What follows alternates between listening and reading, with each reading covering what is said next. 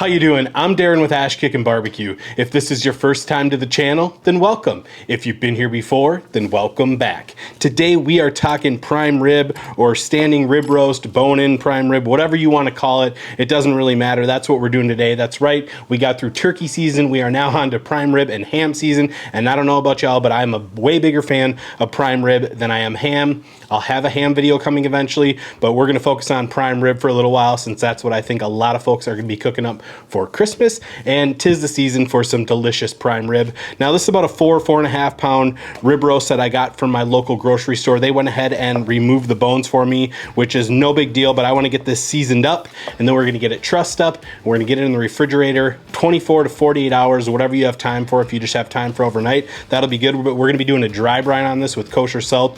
Big fan of the dry brine, especially with prime rib. It's going to get that nice salty flavor inside, and this is going to be a very simple recipe with ingredients that you can get from your local grocery store. I think my next video will amp it up a notch, but I want to have a very simple recipe that anyone can do. You don't have to order any special rubs or seasoning or anything like that. Just a delicious and easy to make prime rib roast. So let's bring you in and show you how we're going to prep this roast. All right, so the prep on this prime rib roast is going to be very simple. I have some Diamond Crystal Kosher Salt here, and we're just going to season it up. If you saw my turkey video, you know it's about 1 tablespoon per 4 pounds of meat, but I'm not going to measure this out. You know, I've done it enough times to where I know kind of what my flavor is that I like and how much salt I like. So just keep in mind, it's about a tablespoon per 4 pounds. We're going to let it go, you know, overnight. You can do 24, 48 hours. This is my clean glove hand, so I'm gonna go in with my salt, and I'm just gonna remove that from the bones right now, and I'm just gonna liberally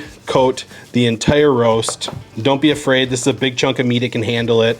And I know this probably isn't the biggest prime rib you're gonna see on YouTube, but I'm only cooking what I can eat. I don't feel like wasting a bunch of prime rib because number one, it's expensive, and number two, you know, that's a lot of prime rib to sit and house down a 10-pound prime rib, and I don't want to eat it for a week.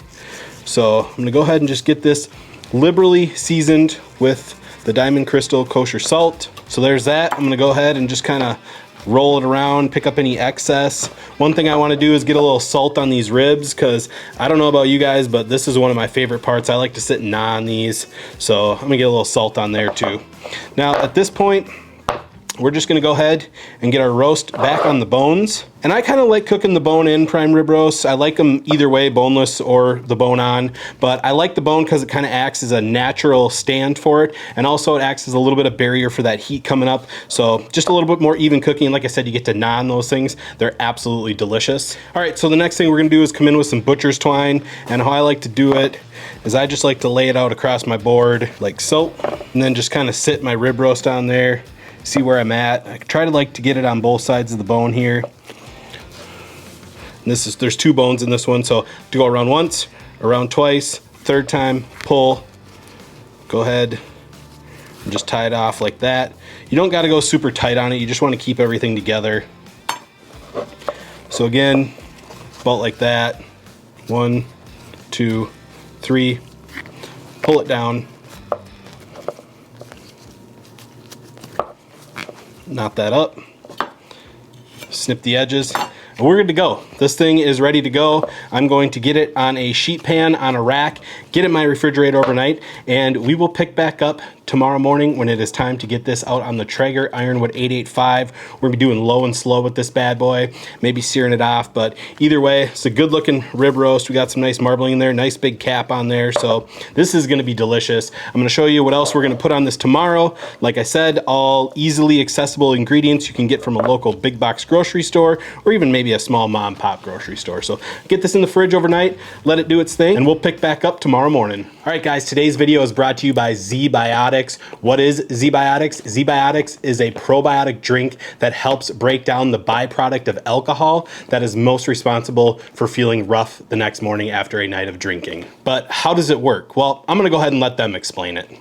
Drinking alcohol produces a toxin called acetaldehyde. It's this toxin, not just dehydration, that causes the worst morning after effects of drinking. Using genetic engineering, we built a probiotic that breaks down acetaldehyde. We started with a natural probiotic bacteria found in a Japanese superfood called natto. Then, we altered its DNA so that it produces an enzyme that breaks down acetaldehyde. This is similar to what your liver does, but our probiotic does it better. After spending a year building a prototype, we put it into a drink with this hypothesis. Before drinking alcohol, you drink our probiotic, and it works in your gut throughout the day and night, breaking down acetaldehyde and setting you up for a great next morning. So that sounds pretty great, right? Well, the thing I like most about ZBiotics is this is real science. There's no plant extracts, there's no off-the-shelf ingredients. This is engineered by PhD scientists, and it also is a 100% money-back guarantee. ZBiotics makes a great gift. It's thoughtful, it's unique, it's under $40, and let's be real, we're all going to be having more drinks this holiday season. I know that I'm personally going to benefit from ZBiotics because I've been known to enjoy a cup or two of cheer during all the holiday functions that happen during this month. With ZBiotics, I am confident I will not be stuck on the couch the whole next day feeling like the Grinch, and I will wake up feeling as refreshed and jolly as old Saint Nick himself. So make sure you order yours in time. You can get 15% off your first order using my code at checkout. I recommend getting the 6-pack. That's what I got. That way I have some to share with friends and family this holiday season. Click the link in the description box and use code ASHKICKIN at checkout. Go to www.zbiotics.com/ASHKICKIN and save 15% today. Thank you, ZBiotics. All right, guys, so it is the next day. We've let this prime rib dry brine in the refrigerator for about 16 hours. You can see good color on the meat, good color on the fat. We're gonna get this finished up and get it out onto the cooker. I have the Traeger fired up at 225 degrees. It's about 8 degrees outside today, so I wanted to get that preheated. Now, basic ingredients, like I said, I have some finely chopped rosemary and thyme here. And then I also have about 4 big cloves of garlic that I chopped up nicely, and also some coarse ground pepper. The only thing that I'm using that you may not be able to find at your local grocery store is this black truffle oil. You don't have to use it, and in fact, unless you know that you and your guests enjoy the flavor of black truffles, I would steer clear of it. It's a very unique umami flavor, and it's not for everyone. You can use a good olive oil. I'm just using this because I've used it on steaks before and I really, really like it. So I wanted to try it on prime rib, and this is also kind of a test run for my family Christmas prime rib. So I'm gonna give this a whirl on here. Like I said, unless you know that you and your guests like it, maybe steer clear of this and just use a good olive oil. So I'm gonna we're gonna get this prepped up, and then we're gonna get it out onto the Traeger. All right, so the first thing we're gonna do is we're gonna go ahead and make our slather for our prime rib. And we're just gonna go in with our rosemary and thyme, like so. And then we're gonna go in with our chopped garlic. And then we're gonna go in with our black truffle oil. Like I said, use olive oil if that's what you have. You don't have to use this. I'm just using it because I like it and I wanna try it on prime rib. So we're gonna go in with just enough to kind of get this moist and get a paste on. About like that. We're gonna mix it up and see how it looks. Maybe go in with just a little bit more. And that's about the consistency that I'm looking for. I just want to be able to get a good slather all over this rib roast. And now we're just gonna slather this all over the rib roast. Get a good, nice, even coating all over. And you wanna make sure you use fresh garlic on this. I mean, you're spending all this money on meat. Don't use the canned stuff. Get that good, nice, fresh garlic flavor all over your rib roast. This is gonna be absolutely delicious. It smells wonderful. I can't wait to try it. And how much you put on is going to vary by the size of your roast, as well as how much of each ingredient you're gonna put into this slather. So you're just gonna have to kind of eye it out. For this one, it was about 4 cloves of garlic, couple sprigs of rosemary and thyme, and I'd say we're gonna be about perfect for how much we're gonna need for this. We pretty much used it all here. Just gonna make sure I get some on this cap here. All right, so now that we have everything seasoned up, I'm gonna go ahead and get my meter probe inserted just so I can monitor the temps. Like I said, it's about 8 degrees outside. I don't wanna be running back and forth out to check this. This is gonna give me a good idea of where it's at, and I can check it on my phone, stay nice and warm, watch some college football.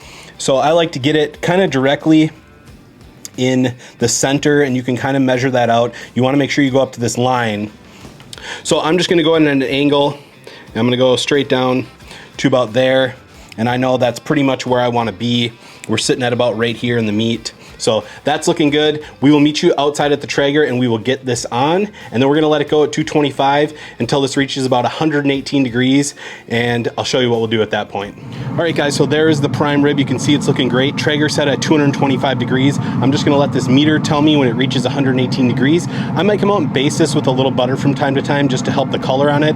It's up to you if you wanna do that. I'm not gonna show it because I don't know that I'm actually going to do it. So I will bring you back and let you know how long it's been once we've hit 118 degrees. See you then. All right, so it has been about 3 hours. You can see everything's looking good. Nice rendering of the fat, good color on there from the smoke. We're sitting at approximately 112, 114 degrees in this roast. At this point, I'm gonna get it off and I'm gonna crank this Traeger up as hot as it will go. So I'm gonna bring this in, let it rest for as long as it takes to get this up to temp, and then we'll bring it back out here and we're gonna get a nice little crust on here and everything else. It's gonna be fantastic. So I'm gonna bring this in, let it rest, and I'll bring it back when it's time to get it back on the cooker. All right, we are sitting at 500 degrees on the Traeger. We're gonna close this down, let it sear off. It's very important that you have a clean grill if you're going to do this, or you will have a grease fire. So make sure your pit is completely clean if you're gonna go up this high in temp. I've seen too many pits catch on fire with all the grease in there. So we're gonna let this go until it reaches about 128 degrees internal, and I'll bring you back. All right, so it has been about 10-15 minutes. You can see we have some beautiful color on this prime rib roast. We are gonna get this inside. It's sitting at about 123 degrees. It'll carry over to a perfect temp. I'm gonna get this inside and let it rest for about 20-30 minutes. We'll jump in and do a taste test. See you then. All right guys, I can't wait any longer. It is time to slice into this prime rib. I'm gonna go ahead and just take these strings off. Just get these bones pulled off and set to the side. And that is a beautiful looking piece of meat right there. We're just gonna slice right down the middle and see how we did.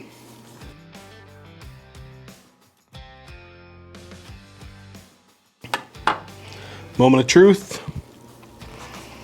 Bam. Look at that. Perfectly pink, wall to wall. Check that out. It's like a little heart. And that is a juicy prime rib right there. Absolutely beautiful. Beautifully cooked prime rib. So juicy. Feels so tender. I'm gonna set that down. I'm gonna go ahead and slice off a little piece here.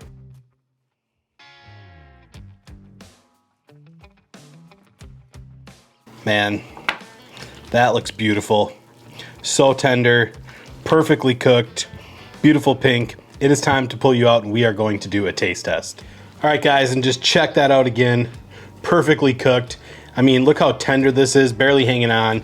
I can't wait any longer. We are trying this right now. I'm gonna grab a piece of that spinalis. Cheers.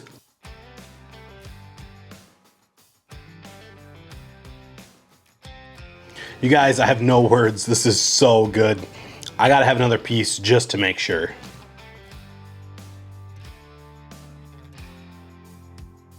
Beautiful. It just melts in your mouth. It's so tender. It's so delicious. It's perfectly seasoned. The crust on the outside just has so much flavor. Perfect amount of salt. Perfect amount of garlic. Nice herb. That truffle oil is coming through. I mean, you guys, it's absolutely amazing. So I'm gonna go for a center piece here and give that a try just to see how that dry brine did. You wanna make sure we got some seasoning down in there. So beefy, so delicious. Guys, you gotta give this a try. Super simple. Throw it on at 225, let it roll, crank it up, sear it off. Like I said, make sure your pit is clean. If you're using a pellet grill, so you don't have a grease fire or anything like that. Excuse me. So delicious. I gotta eat this. Guys, I hope you enjoyed this video. If you did, be sure to like, subscribe, ring that bell, stay safe, and we will see you next time.